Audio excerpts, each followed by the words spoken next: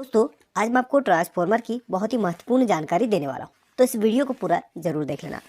तो आज का जो टॉपिक है हमारा वो है ट्रांसफार्मर की वायर के ऊपर, और ट्रांसफार्मर का इनपुट आउट भी आपको साथ में बता दूंगा कि आप कैसे इनपुट आउट का पता लगा सकते हैं। और आपने देखा होगा ना, ट्रांसफार्मर में बहुत सारी वायर्स होती हैं। उन वायर्स में आपको कैसे फाइंड करना है कि कौन सी वायर का क्या काम है। और आपने देखा होगा कुछ ट्रांसफार्मर होते हैं जो 5 वायर वाले होते हैं, कुछ 4 वायर वाले, कुछ 7 वाले, कुछ उससे ऊपर भी होते हैं। किसी में तो बहुत सारी वायर होती है, तो आप घबरा जाते हो, यार ये कौन सी वायर क्या काम करती है, बिल्कुल घबरा जाते हो। तो बहुत ही सिंपल है और बहुत ही साधारण है। ये 2 तरीके से आप पता लगा सकते हैं, एक आप मल्टीमीटर के माध्यम से और एक आप बिल्कुल सप्लाई के माध्यम से। अब यहाँ पर जो आपको मैं ट्रांसफार्मर दिखा रहा हूँ, एक और है मेरे पास, उसका भी आपको साथ ही बता दूंगा, ये वाला जो कि 12012 का है। लेकिन यहाँ पर जो ट्रांसफार्मर है उसमें आपको यहाँ पर 5 वायर दिख रही होंगी और इधर पे 2 वायर, यानी कि 7 वायर्स के अंदर है। अब भाई पता कैसे लगाएं कि कौन सी वायर का क्या काम है? तो बहुत ही सिंपल है। सबसे पहले तो हम इसमें प्राइमरी और सेकेंडरी का पता करेंगे कि प्राइमरी कौन सी है और सेकेंडरी। प्राइमरी का मतलब है कि कहाँ से हम 220 वोल्ट इनपुट कर देंगे, ठीक है। किसी भी ट्रांसफार्मर में आपको ज़्यादातर प्राइमरी की तरफ को आपको रेड कलर की वायर देखने के लिए मिलेंगी। खास करके लोकल ट्रांसफार्मर में रेड कलर की वायर को प्राइमरी की तरफ देखने को मिलेंगी। और कभी कभी अगर आप ओरिजिनल वाले ट्रांसफार्मर की बात करें तो उसमें आपको प्राइमरी सबसे मोटी वायर। अगर आपको ओरिजिनल वाले ट्रांसफार्मर की बात करूं तो जितनी भी तार हैं उनमें से 2 ऐसी तार देख लो जो सबसे मोटी है। वैसे भी ओरिजिनल में फ्यूज लगा हुआ रहता है, तो यहाँ पर बिल्कुल यूनिक और एक साइड को होती है। जो प्राइमरी होती है बिल्कुल एक साइड को होती है और दूसरे साइड को आपको सेकेंडरी मिलेंगी। तो यहाँ पर देखिए, इधर ये है 5 वायर वाला, एक साइड को इसमें 2 वायर लगी हैं और इसमें एक साइड को 2 वायर लगी हैं। तो जिस साइड को 2 वायर लगी हैं और रेड कलर की देखने को मिल रही है वो है आपकी प्राइमरी। तो यहाँ पर तो सिर्फ आपको मैंने बताया कि एक साइड को, लेकिन अब इसको फाइंड भी करना है कि क्या ये प्राइमरी ही है। तो इसको हम क्या करेंगे, मल्टीमीटर के माध्यम से इसमें पता करेंगे। इसका रेजिस्टेंस हम चेक करेंगे, इन दोनों वायर का हम रेजिस्टेंस चेक करेंगे कि कितना है। मल्टीमीटर को हम रेजिस्टेंस के मोड पर रख लेते हैं, इसको हम 200 ओम्स पे रख लेते हैं, ठीक है, 200 ओम्स पे रख लेते हैं। और यहाँ पर देखते हैं कि इन दोनों वायर्स का रेजिस्टेंस कितना है। आखिर इन दोनों वायर्स का जो रेजिस्टेंस है वो है 155 ओम्स, ठीक है, 155 ओम्स। आप इसको बजर के मोड में भी चेक कर सकते हैं, ये देखिए। तो इसका जो रेजिस्टेंस है वो है 156 ओम्स, ठीक है। अब जो प्राइमरी वायर होती है उसका जो रेजिस्टेंस होता है वो हमेशा ज़्यादा होता है। अगर आप सेकेंडरी वाले की बात करें तो इनके रेजिस्टेंस आप चेक करेंगे तो इनका रेजिस्टेंस बिल्कुल आपको बहुत कम देखने के लिए मिलेगा। चलिए आपको ये भी दिखाता हूँ। तो जिन वायर्स का रेजिस्टेंस आपको ज़्यादा देखने के लिए मिलता है वो आपकी प्राइमरी की होती है, यानी कि इनपुट होती है। अब हम दूसरे साइड की सभी वायर्स का रेजिस्टेंस चेक करेंगे। किसी भी एक वायर पे आप मल्टीमीटर की किसी एक प्रोब को लगा लीजिए, उसके बाद एक एक करके आप चेक कीजिएगा। यहाँ पर इसमें देखिए कंटिन्यूटी बीप आ रही है। एक सेकेंड, पहले इसको मैं टच करके रखता हूँ, ठीक है, सही से। इसमें देखिए, इसमें कंटिन्यूटी बीप आ रही है, इसमें कंटिन्यूटी बीप आ रही है,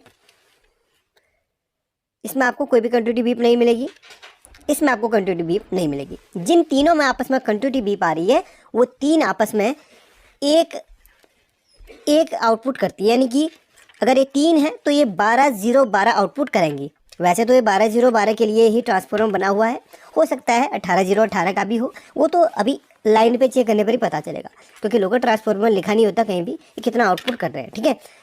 तो यहाँ पर इन तीनों को हमने इस तरीके से मोड़ के रख लिया है। अब यहाँ पर इनको हम किनारे कर लेते हैं। इन तीनों में आपस में कंटिन्यूटी बीप आ रही है। तो यहाँ पर टोटल में आके ये तीनों एक ही आउटपुट के लिए है, यानी कि बहुत सारे ट्रांसफार्मर होते हैं ना, अलग अलग आउटपुट करते हैं। कोई 12 वोल्ट करता है, कोई 12012 करता है, कोई अलग अलग उसमें अलग तरीके से उसको डिज़ाइन किया रहता है। तो यहाँ पर तीनों हम इसको अलग कर लेते हैं, यानी कि ये तीनों एक ही आउटपुट करेंगे, यानी कि 12012 आउटपुट करेंगे। अब हम इन दोनों को पकड़ लेते हैं, इन दोनों में भी कंटिन्यूटी बीप मिलनी चाहिए कुछ इस तरीके से। और इसमें 8 ओम्स दिखा रहे हैं, इसको छोड़िए, कम ओम्स में कंटिन्यूटी ही दिखाई देगा। अब इन दोनों को भी हमने अलग कर लिया है, यानी कि इनका पेयर अलग है, इनका पेयर अलग है। और इन दोनों में आपस में कितना रेजिस्टेंस आ रहा है, 157 के समथिंग आ रहा था, कुछ इस तरीके से। तो यहाँ पर इन दोनों एक ही है। ट्रांसफॉर्मर के अंदर क्या होता है कि जो वायर्स होती है ना, यहाँ से स्टार्ट होती है, इसी में एंड होती है। प्राइमरी का सेकेंडरी से कोई भी संबंध नहीं होता है। प्राइमरी का सेकेंडरी से इसलिए संबंध नहीं होता है क्योंकि वो मैग्नेटिक फील्ड के द्वारा वो इलेक्ट्रिसिटी ट्रांसफ़र करते हैं इंटरनली सेकेंडरी को। कुछ ऐसा होता है। देखिए यहाँ पर इस तरीके से इसका मैं आपको कोशिश करता हूँ डायग्राम बनाने की। उतने खास तो मेरा आर्ट नहीं है, फिर भी ये देखिए कुछ इस तरीके से। ये दोनों वायर जो हमने दिखाई थी ना रेड कलर की, ये दोनों, ये यहाँ से स्टार्ट हुई, ये भी रेड है और ये भी रेड है, ठीक है। ये रेड वायर दो है, ये अंदर से दोनों एक ही है। एक ये यहाँ से शुरू हुई, अंदर से वाइंडिंग हुई और उसका लास्ट सिरा ये है। तो इन दोनों में हम देंगे तो यहाँ पर मैग्नेटिक फील्ड बनेगा। देखिए घर पे लाइट आती है ना एसी, उसमें मैग्नेटिक फील्ड होता है। तो वहाँ पर वो मैग्नेटिक फील्ड क्या होता है, वहाँ पर इसको ट्रांसफ़र करता है, सेकेंडरी को ट्रांसफ़र करता है कुछ इस तरीके से।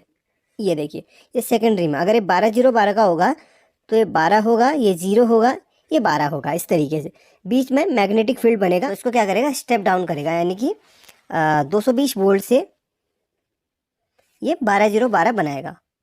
ये इसको ट्रांसफ़र किया, बीच में मैग्नेटिक फील्ड बनता है। और इसमें जो ये पत्तियाँ लगी हुई रहती है ना, ये कोर, इन्हीं का सबसे बड़ा रोल रहता है ट्रांसफॉर्मर में।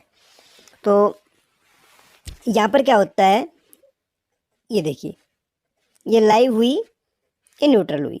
यहाँ से लाइव न्यूट्रल दोगे तो यहाँ पर आपको 12 0 12 मिलेंगी। तो यहाँ पर क्या होता है, जो 12 0 12 देख आपस में कंटिन्यूटी आ रही थी ना, इसमें वो बिल्कुल अंदर से एक ही होती है। मैंने आपको डायग्राम में दिखा दिया ना, एक ही होती तीनों में। और इनका रेजिस्टेंस कम होता है, इसीलिए कंटिन्यूटी आती है। इसका रेजिस्टेंस ज़्यादा होता है क्योंकि ये हाई वोल्टेज के लिए होती है। ये 220 वोल्ट के लिए, तो इसका रेजिस्टेंस ज़्यादा होगा। और ये कम वोल्टेज आउटपुट कर रही है तो इसका रेजिस्टेंस कम होगा। इसका रेजिस्टेंस आपको 157 के समथिंग मिल रहा था और इसका रेजिस्टेंस आपको 04568 के समथिंग आपको मिलेगा। तो इस तरीके से तो आपस में हमने इसके पेयर ढूंढ लिए। वैसे ही इसमें भी आप देखिए दूसरे ट्रांसफार्मर, अगर 5 वायर वाले की बात करें तो सबसे पहले आपको कोड टेस्टिंग यानी कि आपको मल्टीमीटर के माध्यम से करनी रहेगी।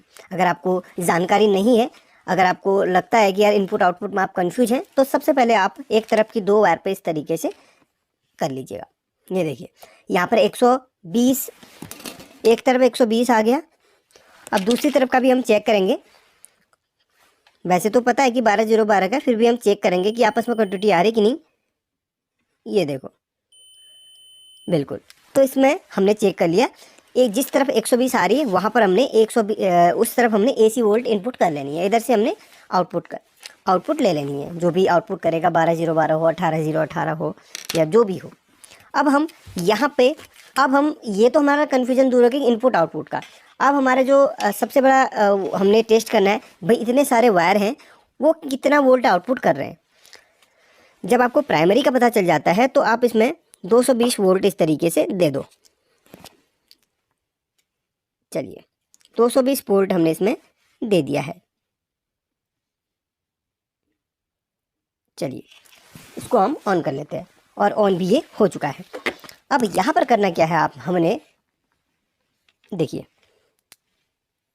और यहाँ पर अगर कम वोल्टेज के ट्रांसफार्मर रहेंगे तो करंट नहीं लगेगा हमें, ठीक है। करंट बिल्कुल भी नहीं लगता है अगर कम वोल्टेज के रहेंगे। तो ज़्यादा वोल्टेज आउटपुट करेंगे तो करंट बिल्कुल लगेगा, इसलिए ध्यान से।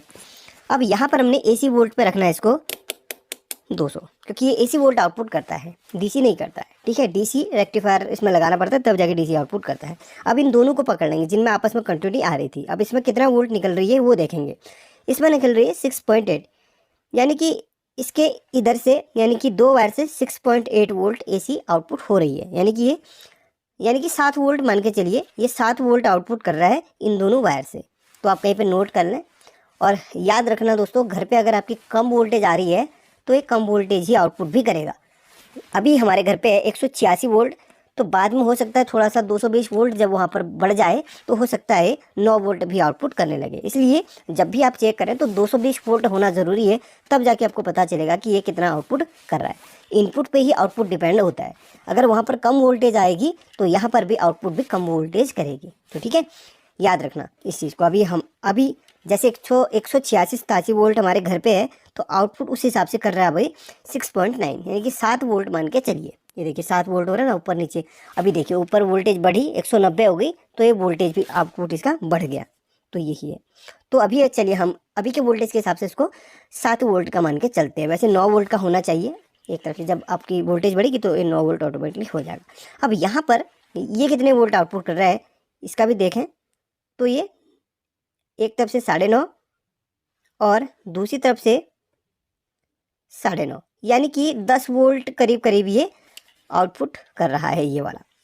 वैसे तो 12 का होना चाहिए, लेकिन ये गलत वोल्टेज आउटपुट कर रहा है। और दिखाता हूँ आपको, मैं पहले समझा देता हूँ। 12 का है ना ये देखिए,